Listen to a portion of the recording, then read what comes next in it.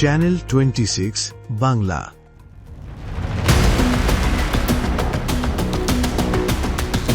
নেত্রকোনার বারহাট্টায় মাদক ও জুয়ার বিরুদ্ধে কথা বলার জেরে এক যুবকের বাড়িতে হামলা, ভাঙচুর ও লুটপাটের অভিযোগ উঠেছে। ঘটনার পর প্রাণভয়ে বাড়ি ছাড়া পরিবারটি।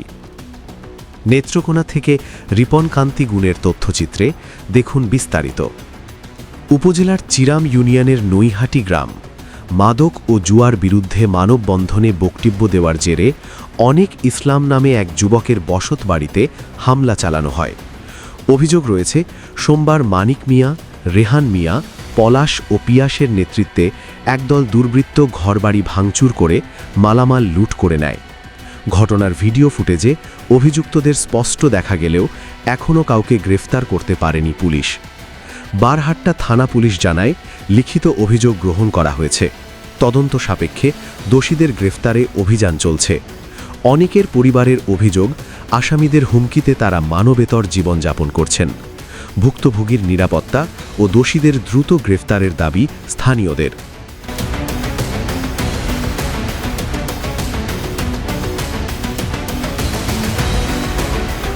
আমি অনিক মরল, আমার বাবা মোহাম্মদ সাইফুল ইসলাম মরল।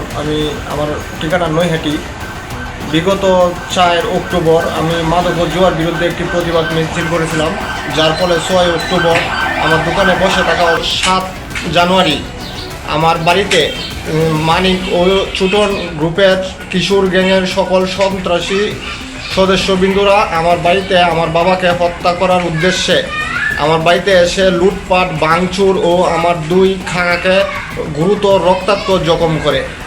আমি এখনও বিভিন্নভাবে আমার পরিবারের প্রতিটি সদস্য হুমকির সম্মুখীন। আমার বাবাও এখন পর্যন্ত অসুস্থ। আমার কাকারা এখনও হাসপাতালে ভর্তি অবস্থায় আছে।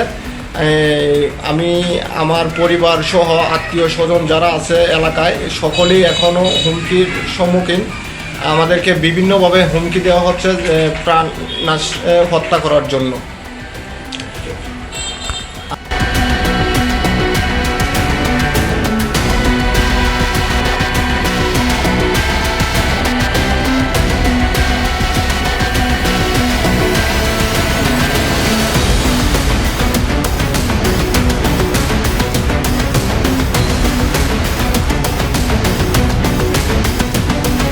চ্যানেল 26 বাংলা।